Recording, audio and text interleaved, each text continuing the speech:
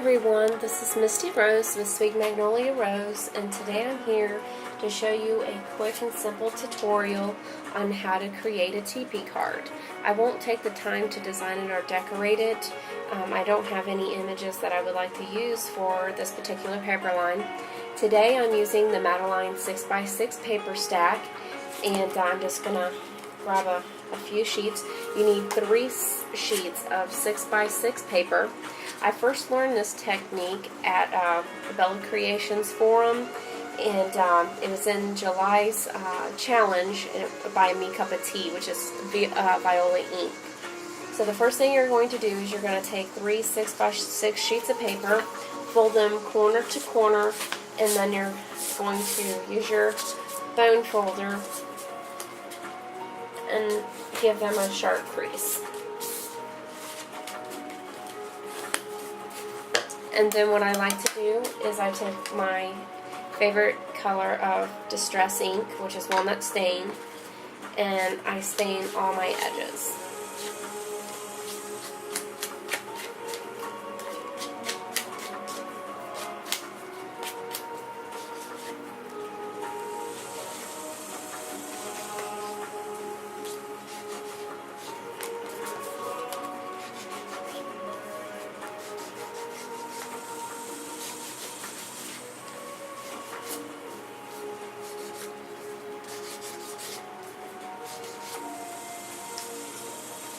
This card is probably my favorite technique that I've learned with card making. I just love three-dimensional objects, and since this card I've really branched out. This is going to be the first class I teach at Hobby Lobby because it is my absolute favorite style of card. And but it's really started my addiction for three-dimensional projects like my 3D Haunted House Mini. Now the next thing I like to do with my teepee card is find out where I'm going to have everything. I love this, so I want that to be my open and close spot. So what I'm going to do is put that one here. Maybe let's see, what does that look like? Actually, I really like the way that looks. I think it would take a little less embellishments that way.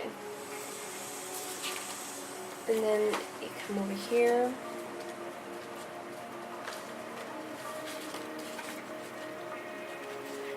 This lays over that one, and then that one will go like so. And then once you put your pattern papers to the way that you want your teepee card to look, you glue them down. And I like the way that style looks. I don't know, maybe brown will look better for that corner. Maybe that's a little too busy.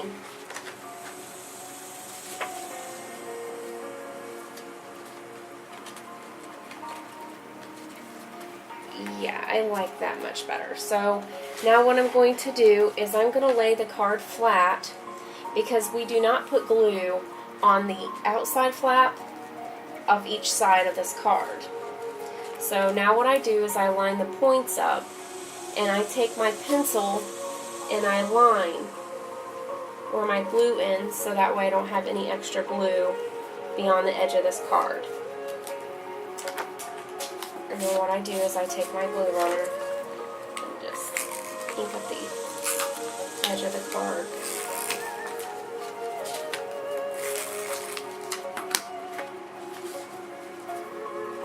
And make sure you get the very tops of your cards glued down very nicely. I did not do it to this card, to this teepee card, but for all my other ones I do.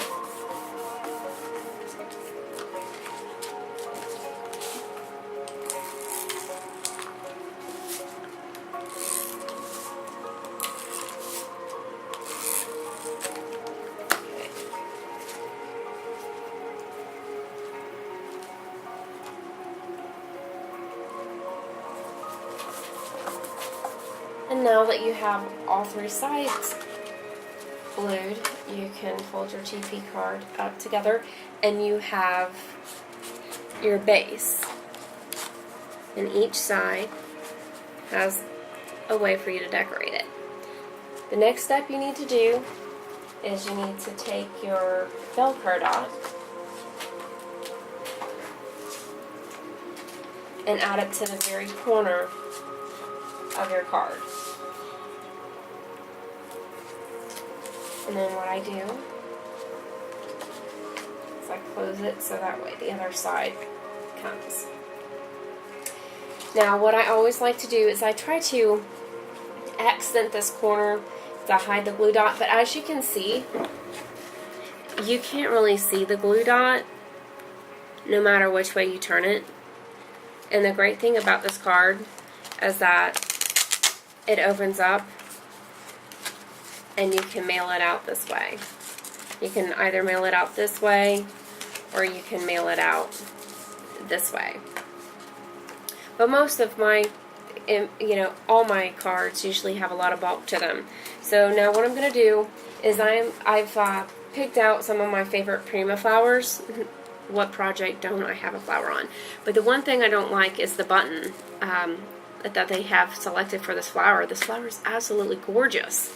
And they kind of slacked on the button. So I just rip off that button very gently because you don't want to tear up that flower. And then I select a button that I would prefer to have on it. And that is more my style. So now what I do is I take my jewelry kit and I take the tool and I cut off the back of the buttons. And most of my beautiful vintage buttons, believe it or not, come from Walmart. And if it doesn't come from Walmart, I go to yard sales and things like that to find buckets of buttons. So now what I do is I add just a dab of hot glue to my button, and then I come over here and I center it on my flower.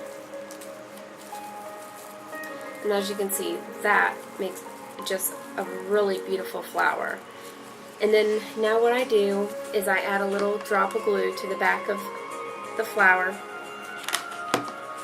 and then I add it to the corner of where I put my Velcro dot.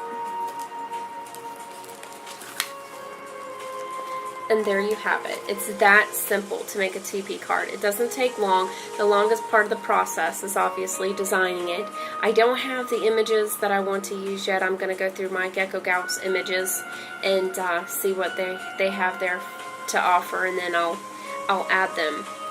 Well, I hope everyone has enjoyed this very simple, quick tutorial on how to make these TP cards that I enjoy so much. Well, you guys have a nice one, and I'll see you soon.